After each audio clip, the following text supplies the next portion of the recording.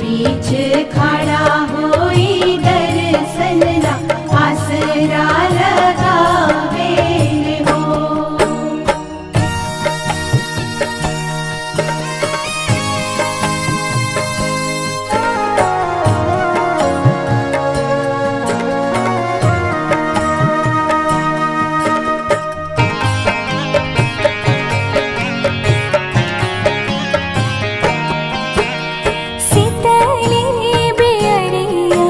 शीतल तुझे पनिया कब देव देवता तुम आके दर्शनिया।